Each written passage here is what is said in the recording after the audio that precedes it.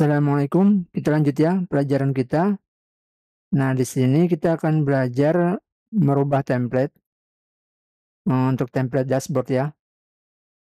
Jadi misalnya kita coba tes login. Ya, kita akan merubah template dashboard ini, tapi sebelumnya coba kita tengok sintaks di dalamnya seperti apa. Terutama yang bagian ini ya. Jadi misalnya kita ke profil, oke, di sini masih ada admin, kemudian kalau kita ke dashboard lagi, nah ini adminnya tetap. Nah, jadi kalau teman-teman lihat seperti pelajaran sebelumnya, kita ke network, coba kita clearkan. Oke, kalau kita ke profile, nah jadi ini ya, ini yang akan dikirimkan, props, oke.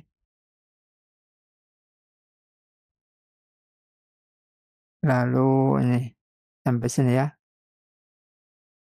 Nah, kita coba tengok sintaksnya. Oke, ini saya close dulu semua. Nah, lalu kita bisa mulai dari roots-nya.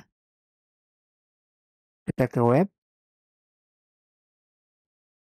Oke, jadi saat dashboard, nah dia ke ini ya, ke view sini, dashboard. Nah, lalu di dashboardnya ini, dia gunakan komponen ini, authenticated layout.view, ini. Jadi kalau kita ke sini,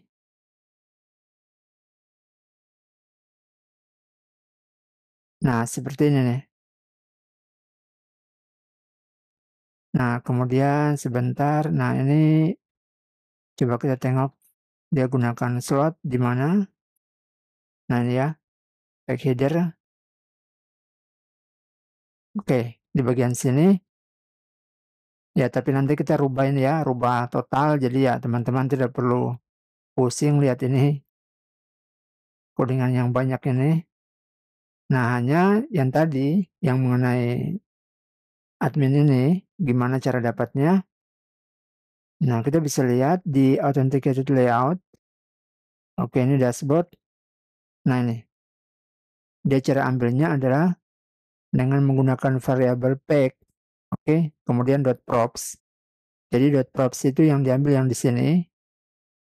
Nah, variabel pack itu bawaan dari ini ya, dari sistem Laravel inertia. Jadi, kita ngambil data keseluruhan ini, kita bisa gunakan yang ini, pack. Oke, lalu kita ambil props, kemudian kita ke out, lalu ke user, kemudian name. Nah, jadi didapat admin. Kalau kita ganti, misalnya user, kita ganti email, kita simpan. Ini email ya. Nah, kita coba klik dashboard. Oke, belum ada. Coba kita refresh.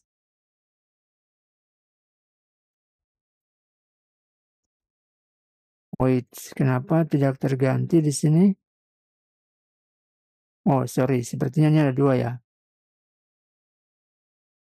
Oh, ini profiles berarti, oke maaf. Oh, ini yang hamburger berarti ini yang versi mobile sepertinya ya. Nah, jadi kalau kita rubah ya di sini ada dua bagian. Oke. Nah, jadi seperti itu. Oke, sorry. Nah, ini ada keliru tadi. Jadi kita bisa tahu ya, intinya kita rubah atau kita ingin mengambil data dari sini, pack. Nah, atau juga kalau kita lihat dari dokumentasi Inertia.js, kita bisa ke share data. Kita bisa ambil seperti ini ya. Nah, kita gunakan ini, use pack. Oke, seperti ini. Jadi tinggal ambil data pack.props.out.user. .name seperti itu. Oke, kita lanjut. Nah, sekarang kita coba rubah semuanya. Template ini kita nggak pakai.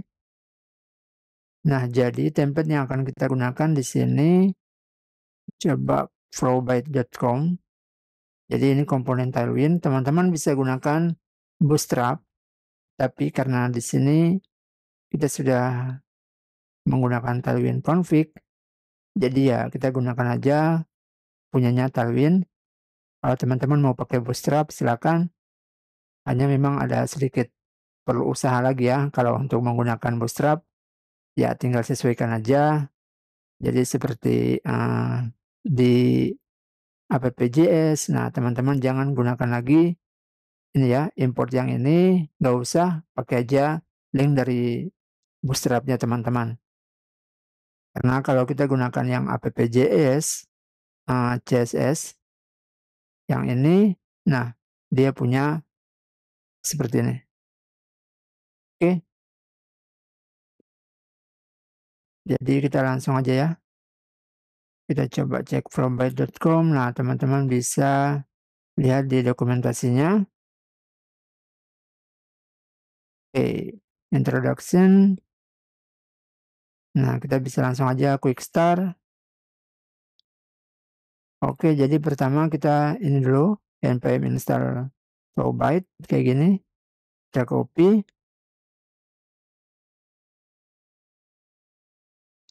Di terminal kita clear. Kita paste, enter. Nah, setelah itu kita coba lagi lihat. Nah, di sini kita perlu gunakan required seperti ini ya. Di plugins, kita ke Tailwind config. Oke, ini form.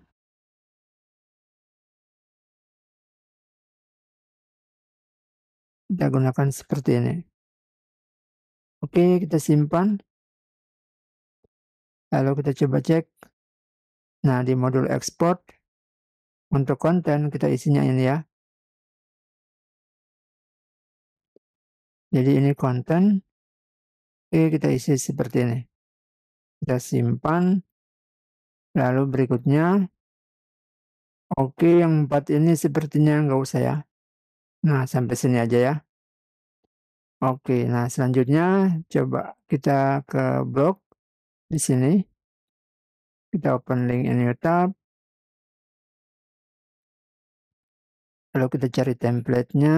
Kita gunakan template coba navbar ya.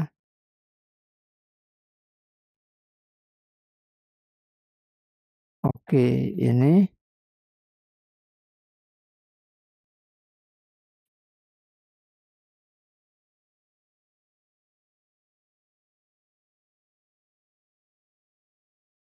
Oke, bisa dilihat. Teman-teman mau yang mana silakan dipilih. Kita pakai aja yang atas saja ya. Multi level drop down, navbar with drop down. Oke, nah lalu kita ambil yang oke, yang drop down aja ya. Ini kita copy. Nah, selanjutnya kita bisa buat di sini. Oke, ini layout kita buat punya kita sendiri. Contoh di sini kita pakai admin layout.view.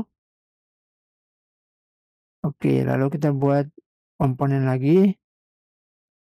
Ini navlink kita buat navbar.view.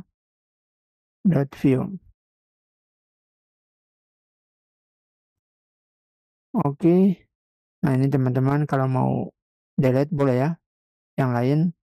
Tapi nggak usah, kita biarkan aja. Oke, kita buat folder aja ya, biar rapi. Jadi kita kasih nama folder misalnya komponen layout ya. Oke, nah bar di sini. Oke, lalu kita buat di sini template.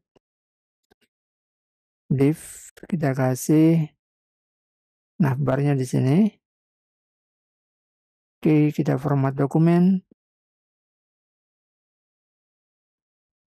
Nah, jadi seperti ini dulu. Oke, sudah. Kemudian kita ke admin layout. Nah, di admin layout, nah kita buat lagi template. Oke, ini div. Lalu kita kasih script. Di sini setup. Lalu kita buat import navbar ya. Ini. Oke, nah biar teman-teman codingannya cepat atau nanti diberikan petunjuk saat pengetikan kode, teman-teman bisa install ekstensi view extension. Sebentar, view. Oke, bisa install ini ya.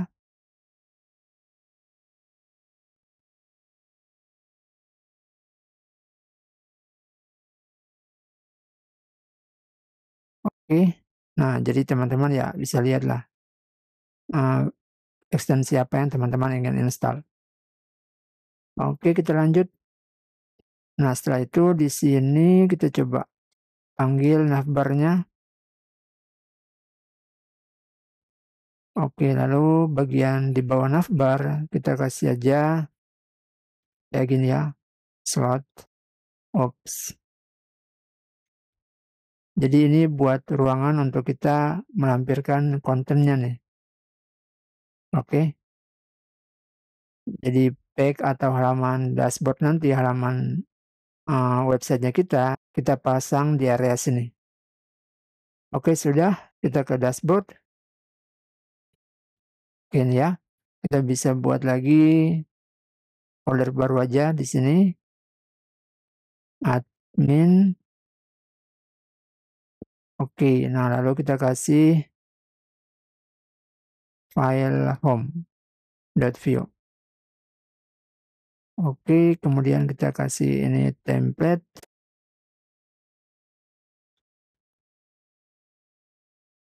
Kita pakai script.